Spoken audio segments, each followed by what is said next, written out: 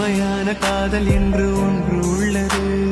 காலம் கடந்து போன பின்பு மண்ணில் வாழ்வது. காலம் எந்த கைப்பிடிக்குள் மாட்டிக்கொண்டது. காதல் என்னை விட்டு விட்டு எங்கு சென்றது.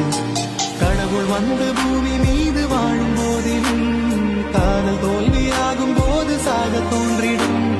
காதல் இன்றி பூமி மீது வாழ நேர்ந்திடும். கொஞ்ச நேரம் கூட நரகம் போல மாறிடும்.